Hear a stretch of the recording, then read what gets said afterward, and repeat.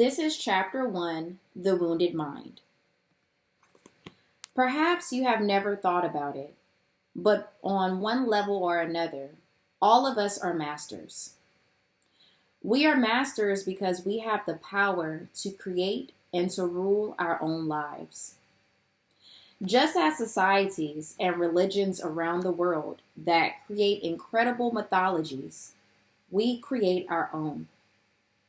Our personal mythology is populated by heroes and villains, angels and demons, kings and commoners. We create an entire population in our mind, including multiple personalities for ourselves. Then we master the image we are going to use in certain circumstances. We become artists of pretending and projecting our images, and we master whatever we believe we are.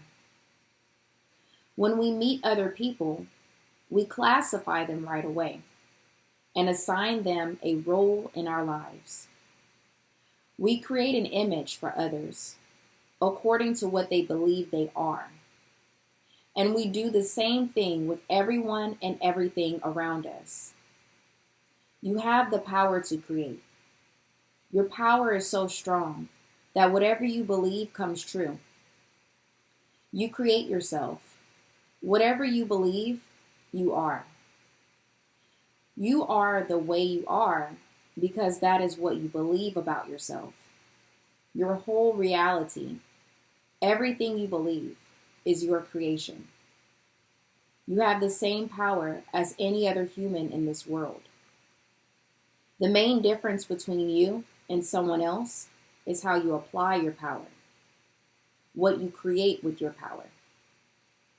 You may be similar to others in many ways, but no one in the whole world lives her life the way you do. You have practiced all of your life to be what you are, and you do it so well that you master what you believe you are. You master your own personality, your own beliefs. You master every action, every reaction. You practice for years and years, and you achieve the level of mastery to be what you believe you are. Once we can see that all of us are masters, we can see what kind of mastery we have. When we are children and we have a problem with someone, we get angry. For whatever reason, that anger pushes the problem away. We get the result we want. It happens a second time. We react with anger. And now we know if we get angry, we push the problem away. Then we practice and practice until we become masters of anger. In the same way, we become masters of jealousy, masters of sadness, masters of self-rejection. All of our drama and suffering is by practice. We make an agreement with ourselves, and we practice that agreement until it becomes a whole mastery. The way we think, the way we feel, and the way we act becomes so routine that we no longer need to put our attention on what we are doing. It is just by action, reaction, that we behave a certain way. To become masters of love, we have to practice love. The art of relationship is also a whole mastery. And the only way to reach mastery is with practice. To master a relationship is therefore about action. It is not about concepts or attaining knowledge. It is about action. Of course, to have action, we need to have some knowledge, or at least a little more awareness of the way humans operate. I want you to imagine that you live on a planet where everyone has a skin disease. For 2,000 or 3,000 years, the people on your planet have suffered the same disease. Their entire bodies are covered by wounds that are infected, and those wounds really hurt when you touch them. Of course, they believe this is a normal psychology of skin. Even the medical books describe this disease as a normal condition. When people are born, their skin is healthy, but around 3 or 4 years of age, the first wounds start to appear. By the time they are teenagers, there are wounds all over their bodies. Can you imagine how these people are going to treat each other? In order to relate with one another, they have to protect their wounds. They hardly ever touch each other's skin because it is too painful. If by accident you touch someone's skin, it is so painful that right away she gets angry and touches your skin just to get even. Still, the instinct to love is so strong that you pay a high price to have relationships with others. Well, imagine that a miracle occurs one day. You awake and your skin is completely healed. There are no wounds anymore, and it doesn't hurt to be touched. Healthy skin you can touch feels wonderful because the skin is made for perception. Can you imagine yourself with healthy skin in a world where everyone has a skin disease? You cannot touch others because it hurts them, and no one touches you because they make the assumption that it will hurt you. If you can imagine this, perhaps you can understand that someone from another planet who came to visit us world have a similar experience with humans. But it isn't our skin that is full of wounds. What the visitor would discover is that the human mind is sick with a disease called fear. Just like the description of the infected skin, the emotional body is full of wounds, and these wounds are infected with emotional poison. The manifestation of the disease of fear is anger, hate, sadness, envy, and hypocrisy. The result of the disease is all the emotions that make humans suffer. All humans are mentally sick with the same disease. We can even say that this world is a mental hospital, but this mental disease has been in this world for thousands of years. And the medical book, the psychiatric books, and the psychology books describe the disease as normal. They consider it normal, but I can tell you it is not normal. When the fear becomes too great, the reasoning mind starts to fail and can no longer take all those wounds with all the poison. In the psychology books, we call this a mental illness. We call it schizophrenia, paranoia, psychosis. But these diseases are created when the reasoning mind is frightened and the wounds so painful that it becomes better to break contact with the outside world. Humans live in a continuous fear of being hurt, and this creates a big drama wherever we go. The way humans relate to each other is so emotionally painful that for no apparent reason we get angry, jealous, envious, sad. To even say I love you can be frightening. But even if it's painful and fearful to have an emotional interaction, still we keep going. We enter into a relationship, we get married, and we have children. In order to protect our emotional wounds, and because of our fear of being hurt, humans create something very sophisticated in the mind, a big denial system. In that denial system, we become the perfect liars. We lie so perfectly that we lie to ourselves, and we even believe our own lies. We don't notice we are lying, And sometimes, even when we know we are lying, we justify the lie and excuse the lie to protect ourselves from the pain and wounds. The denial system is like a wall of fog in front of our eyes that blinds us from seeing the truth. We wear a social mask because it's too painful to see ourselves or to let others see us as we really are. And the denial system lets us pretend that everyone believes what we want them to believe about us. We put up these barriers for protection to keep other people away. But those barriers also keep us inside, restricting our freedom.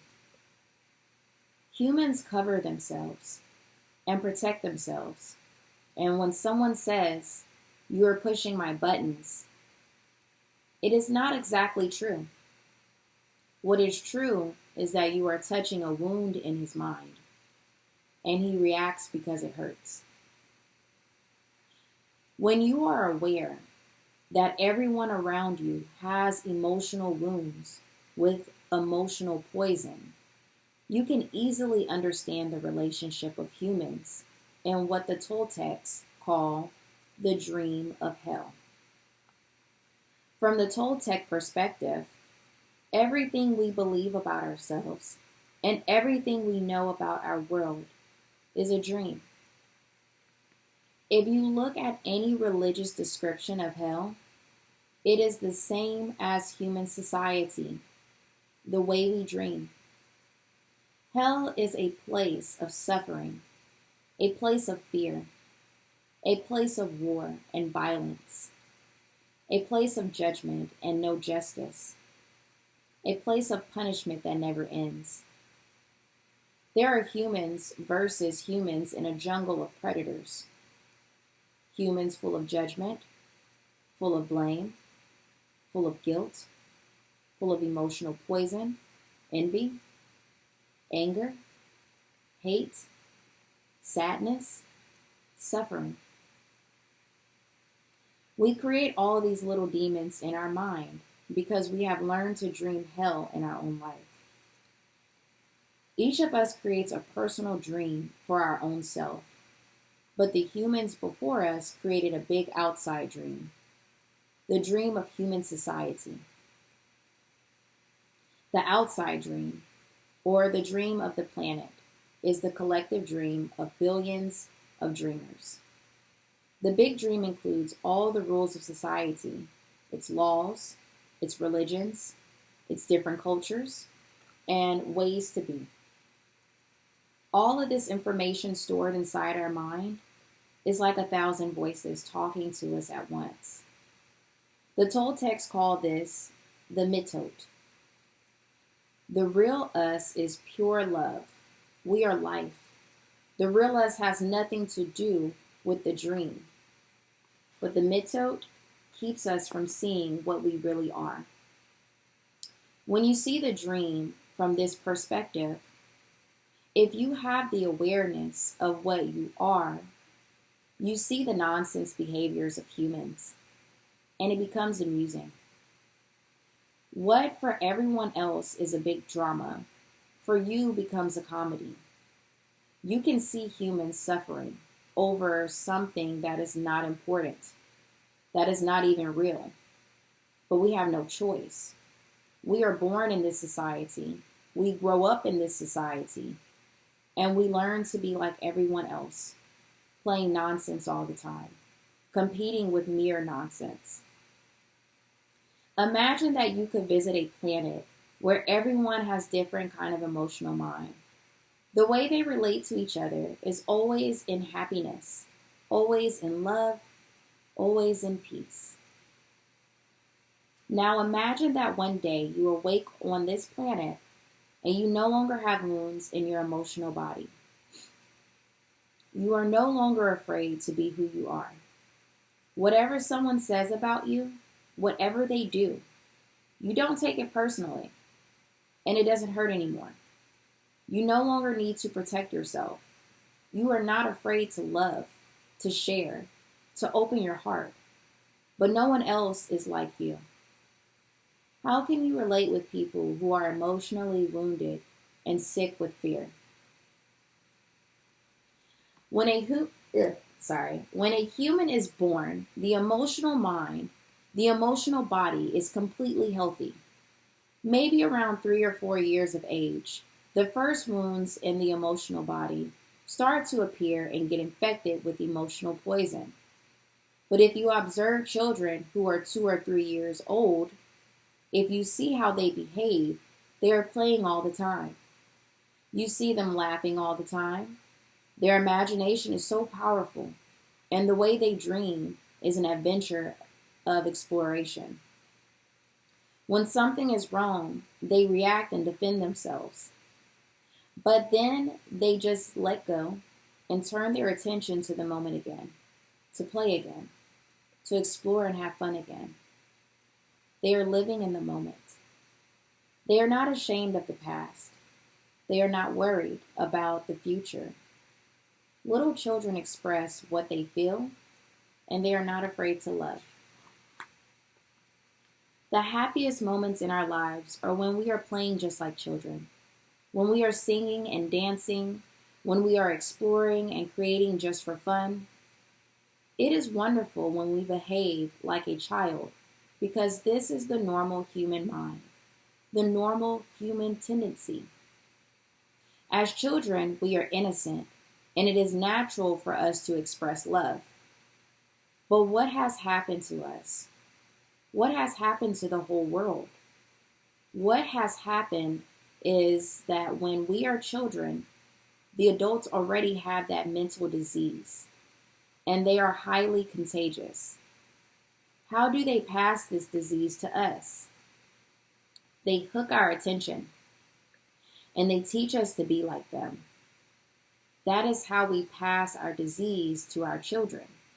And that is how our parents, our teachers, our older siblings, the whole society of sick people infected us with that disease. They hooked our attention and put information into our mind through repetition. This is the way we learn. This is the way we program a human mind. The problem is the program, the information we have stored in our mind.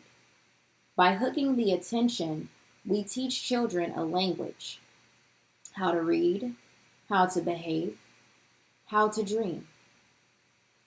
We domesticate humans the same way we domesticate a dog or any other animal, with punishment and reward. This is perfectly normal. What we call education is nothing but domestication of the human being. We are afraid to be punished, but later we are also afraid of not getting the reward, of not being good enough for mom or dad, sibling or teacher.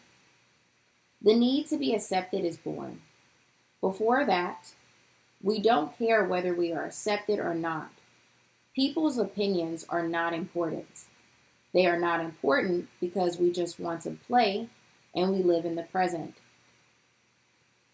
The fear of not getting the reward becomes the fear of rejection. The fear of not being good enough for someone else is what makes us try to change, what makes us create an image. Then we try to protect that image according to what they want us to be, just to be accepted, just to have the reward. We learn to pretend to be what we are not. And we practice trying to be someone else, just to be good enough for mom, for dad, for the teachers, for our religion, for whatever. We practice and we master how to be what we are not. Soon, we forget who we really are, and we start to live our images. We create not just one image, but many different images according to the different groups of people we associate with. We create an image at home, an image at school, and when we grow up, we create even more images. This is also true for a simple relationship between a man and a woman. The woman has an outer image that she tries to project to others. But when she is alone, she has another image of herself. The man also has an outer image and an inner image. By this time, they are adults.